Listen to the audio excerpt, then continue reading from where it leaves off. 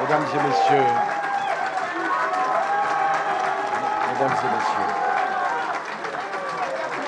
je voudrais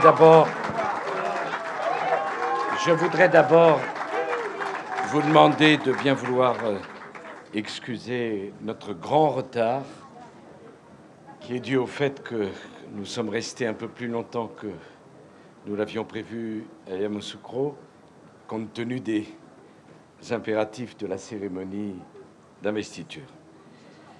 Messieurs les ministres, cher Alain, cher Henri, monsieur le sénateur, monsieur l'ambassadeur, mesdames et messieurs les conseillers à l'Assemblée des Français de l'étranger, mesdames et messieurs, mes chers compatriotes et, si vous le permettez, mes chers amis, je veux d'abord vous dire notre profonde émotion de nous retrouver aujourd'hui en terre ivoirienne, dans ce pays auquel la France est profondément attachée et dont le destin, au cours des derniers mois, nous a causé tant d'inquiétudes.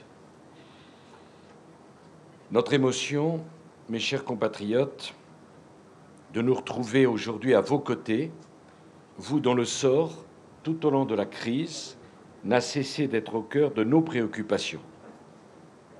Il n'est pas un moment, je vous l'assure, pendant ces événements où nous n'avons pas pensé à vous et à vos familles. Cette émotion se mêle naturellement à la joie d'avoir célébré ce matin l'investiture du président Alassane Ouattara. Il s'agit de l'avènement d'une Côte d'Ivoire nouvelle, une Côte d'Ivoire démocratique, une Côte d'Ivoire en paix, une Côte d'Ivoire qui retrouve le chemin de la stabilité et de la prospérité, et puis surtout une Côte d'Ivoire qui renoue avec la France des relations fraternelles. Mes chers compatriotes, je sais par quelles épreuves... Oui, j'essaie surtout de ne pas être aveuglé par le soleil. Je sais par quelles épreuves vous êtes passés. Et si j'ai tenu à vous rencontrer aujourd'hui, c'est d'abord pour vous exprimer, en notre nom à tous, mais au nom de la nation tout entière, notre sympathie, notre admiration et notre solidarité. Informés jour après jour des événements qui se déroulaient ici, nous savons ce que vous avez vécu pendant 4 longs mois, l'inquiétude, l'angoisse des parents pour la sécurité de leurs enfants, l'angoisse des chefs d'entreprise, déjà profondément marqués par le traumatisme de 2004 et qui redoutaient de voir le fruit de leur travail à nouveau anéanti, l'angoisse également quand les pillards frappaient à vos portes ou quand les combats faisaient rage, parfois tout près de chez vous. Dans ces circonstances extraordinairement difficiles, vous avez fait preuve d'un grand sang-froid, d'une confiance inébranlable en l'avenir d'un pays auquel vous êtes profondément attachés. Les Français, tous les Français, par ma voix, vous rendent hommage. Et je suis venu vous dire, au nom de chacun d'entre nous, que nous sommes fiers, que nous avons été fiers de nos compatriotes de Côte d'Ivoire. Si le pire, lors de cette crise, a pu être évité, nous le devons aussi à votre action, monsieur l'ambassadeur, et à celle de vos collaborateurs. Bravo. Votre calme, votre solidité, le courage et la lucidité dont vous avez fait preuve dans les moments les plus délicats, tout cela n'a échappé à personne. J'ai voulu que vous en soyez récompensés, et je veux ici vous dire une fois de plus, ainsi qu'à tous ceux qui vous ont assisté pendant cette période, mon estime et notre amitié. Comment enfin, dans ce camp de Port-Bouët, au lieu de la présence militaire française en Côte d'Ivoire, ne pas saluer le travail admirable effectué au profit des Ivoiriens, des ressortissants de nombreux pays, par les officiers, sous-officiers et soldats de la force Licorne tout au long de ces événements. Ils ont accompli avec professionnalisme, avec dévouement, avec humanité les missions qui leur étaient confiées. Je veux leur dire qu'ils ont fait honneur à notre armée et je veux leur exprimer, en notre nom à tous, la plus vive reconnaissance de la nation. Mesdames et messieurs, le pire a été évité lors de cette crise. Le traumatisme d'une nouvelle évacuation a été évité. L'année scolaire a été perturbée, mais finalement sauvée. Pour autant, des tragédies individuelles n'ont pas pu être évitées. Je pense bien entendu à nos compatriotes, Stéphane Franz Diripel et Yves Lamblin, ainsi qu'aux collaborateurs béninois et malaisiens de ce dernier, enlevés le 4 avril et dont nous sommes toujours, depuis lors, absolument sans nouvelles. Que leurs familles, que leurs proches sachent que nous ne les oublions pas, nous ne ménagerons aucun effort pour les retrouver, je l'espère, je veux y croire, sains et saufs. Nous mettrons également tout en œuvre pour que soient identifiés et punis sévèrement les auteurs de cet enlèvement abject. On ne peut pas toucher à des citoyens français en toute impunité. Ce ne serait pas juste, ce ne serait pas conforme à l'idée que je me fais de la morale. Le président Ouattara m'a assuré à cet égard de son soutien et du plein concours des autorités ivoiriennes. Je pense également à ceux d'entre vous dont l'outil de travail a subi des dommages graves et dont l'entreprise voit sa survie menacée. C'est un sujet que nous avons évoqué ce matin avec le président Ouattara, qui s'y est montré attentif.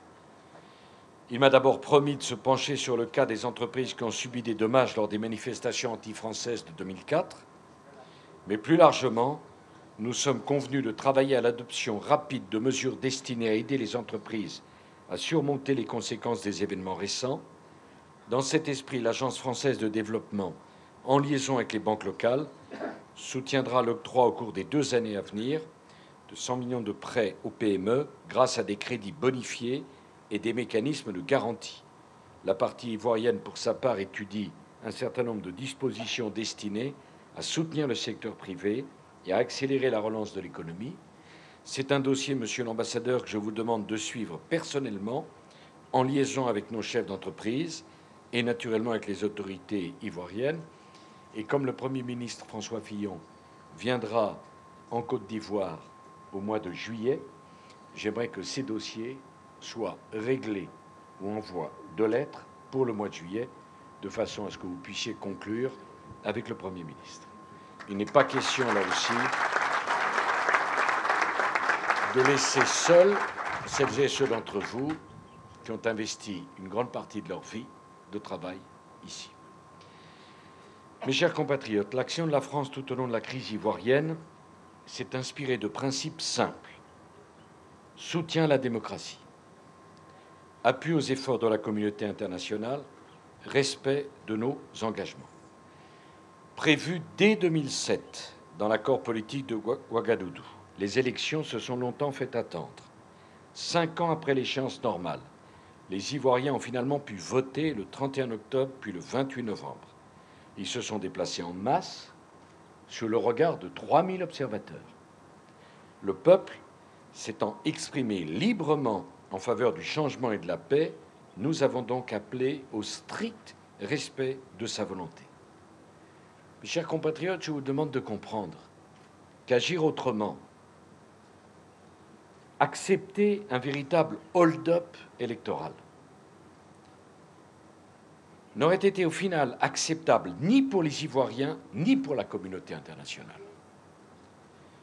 C'eût été sacrifier une chance historique de clore une décennie de crise et de souffrance. C'eût été se résigner à l'impuissance, alors que les Nations Unies avaient déployé des moyens considérables.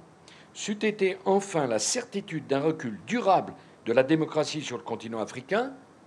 Pourquoi aller voter si l'élection peut, en toute impunité, être volée? La France n'avait pas de candidat. La France a choisi de soutenir le candidat choisi librement par les Ivoiriens. Et très vite, la CEDEAO, l'Union africaine et toute la communauté internationale ont marqué dans l'unité leur refus de l'inacceptable. La seule réponse fut une répression systématique. Chacun se souvient de ces femmes désarmées tombées sous les balles d'une mitrailleuse le 3 mars, ou du massacre sur le marché d'Abobo provoqué 2 semaines plus tard par des tirs de mortier. À l'initiative de la France et du Nigeria, le Conseil de sécurité des Nations unies, unanime, a alors autorisé les forces impartiales à détruire les armes lourdes qui menaçaient les populations. La France, avec l'ONU, a pris ses responsabilités. De nombreuses vies et la démocratie ont été sauvées. Je veux le dire avec force pour que chacun le comprenne. La démocratie n'est pas un privilège réservé aux pays occidentaux. C'est une aspiration profonde de chaque peuple sur tous les continents de la planète.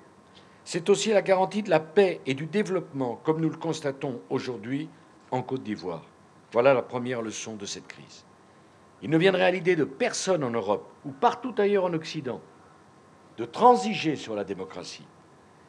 Eh bien, il était hors de question de le faire ici, en Côte d'Ivoire. Et j'ai été stupéfait, je dois le dire, d'avoir entendu des voix se lever dans mon propre pays, dans notre pays, pour suggérer, entre guillemets, un arrangement avec un pouvoir devenu illégitime. En matière démocratique, il n'y a pas d'arrangement. Il y a la démocratie ou il y a la dictature. Il y a le respect de l'état de droit ou il y a la violence. Mais il y a une deuxième leçon qui me paraît tout aussi importante. En Côte d'Ivoire hier, comme en Libye aujourd'hui, les Nations unies ont mis en œuvre un principe qu'elles avaient adopté à l'unanimité en 2005, mais qui n'avait jamais été vraiment appliqué. La responsabilité de protéger. Oui, je l'affirme, la communauté internationale ne peut pas fermer les yeux sur un massacre.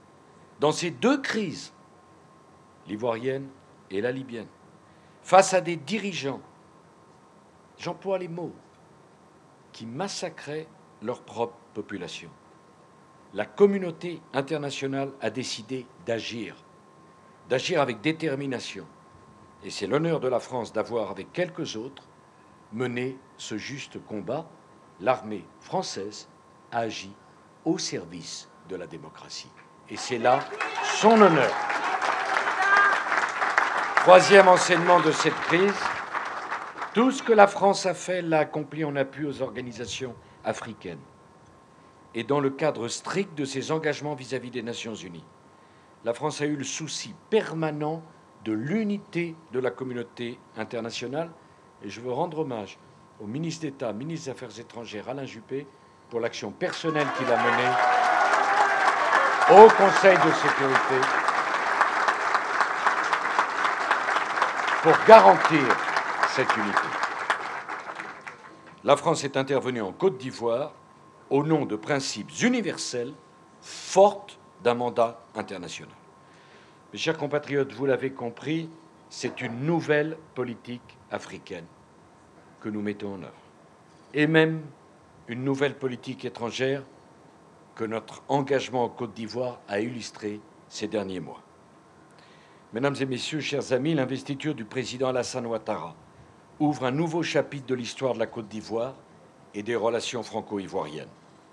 Même si c'est aujourd'hui l'espoir qui domine, nous savons que ce pays fait face à d'immenses défis. Reconstruction d'une économie exsangue, mise à mal par des années d'inertie et de crise, défi du rétablissement de l'autorité de l'État, de la reconstruction de forces de sécurité réellement nationales et non pas ethniques, défi de la restauration de l'unité du peuple ivoirien par des mesures de justice et de réconciliation.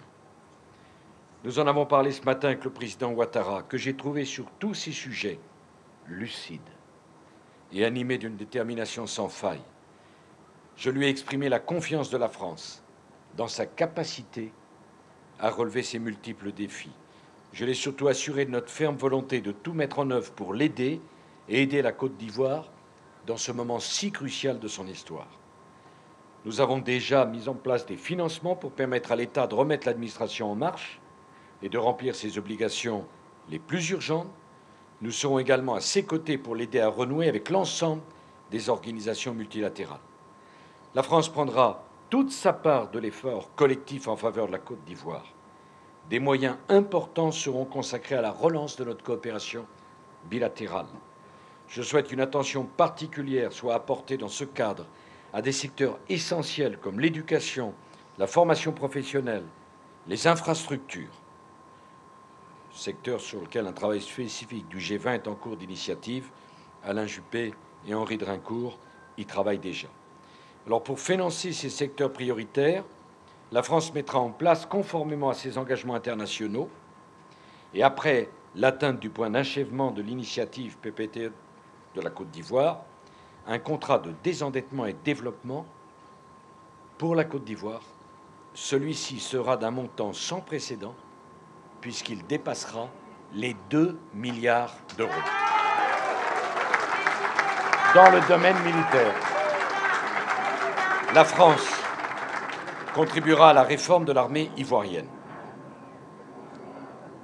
Je vous le dis, mes chers compatriotes, nous garderons toujours des forces militaires ici pour assurer la protection de nos ressortissants dans ce camp. Mais je veux que les choses soient claires entre nous. L'armée française n'est pas là pour assurer la stabilité de quelque gouvernement que cela soit, fût-il un gouvernement ami. Ce sont les Ivoiriens qui doivent choisir. Ici, nous avons des milliers de nos compatriotes, leur sécurité doit être assurée, et donc il y aura des soldats pour cela, français, en accord avec les autorités de la Côte d'Ivoire. Mais l'armée française n'a pas vocation, c'est une nouvelle époque, à soutenir ou à intervenir dans les affaires des États africains. Nous sommes intervenus parce que la communauté internationale nous l'a demandé. Je dois vous dire avec honnêteté que si nous n'avions pas obtenu de mandat de la communauté internationale, nous ne serions pas intervenus comme nous sommes intervenus. Nous serions intervenus sans mandat si vous aviez été vous-même en danger pour vous évacuer et pour vous protéger. Mais l'action que nous avons menée, c'est une action dans un cadre international. J'ai demandé donc au président Ouattara, et le ministre de la Défense viendra dans les semaines qui viennent, qu'un nouvel accord de défense soit conclu entre nos deux pays. Et j'ai indiqué que cet accord de défense sera publié. La France ne veut plus d'accord secret, d'accord caché. La France n'a rien à cacher. Elle est l'amie de la Côte d'Ivoire. C'est les Ivoiriens et eux seuls qui choisissent leur gouvernement. C'est cela la politique africaine de la France. Mes chers compatriotes, dans ce nouveau partenariat franco-ivoirien, vous avez naturellement un rôle majeur à jouer. Vous aimez profondément ce pays, dans lequel nombre d'entre vous sont nés ou ont vécu une grande partie de leur existence. Vous avez contribué à son développement par votre dynamisme et par vos compétences. Vous l'avez vu, ce pays se déchirer. Vous en avez été meurtri. Mais malgré les épreuves, vous êtes resté ici et vous avez maintenu votre confiance dans ce pays. Vous êtes le cœur battant de la relation entre la Côte d'Ivoire et la France.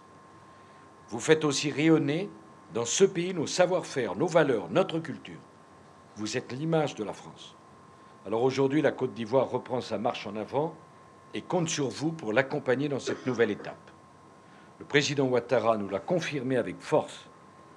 Eh bien, quant à nous et quant à moi, je compte sur vous pour nous aider à établir avec la Côte d'Ivoire la relation renouvelée, sereine, fraternelle, décomplexée. Tournons-nous vers l'avenir au lieu de systématiquement évoquer le passé. Et équilibrée entre deux grands pays indépendants et maintenant démocratiques que j'appelle de mes voeux. Croyez bien que ce déplacement pour nous, c'est un déplacement qui compte. Et pour moi, qui aime tant la Côte d'Ivoire, que je ne puisse venir qu'à la 4e année de mon mandat, Ça en dit long sur la situation dans laquelle était tombée la Côte d'Ivoire. Vous le saviez. Mais nombre de gens ne le savaient pas ou faisaient semblant de ne pas le savoir. Mes chers amis, la morale de cette histoire, c'est que la conviction, la détermination, le courage, les principes finissent toujours par triompher. Vive la France, vive la République et vive la Côte d'Ivoire. Je vous remercie.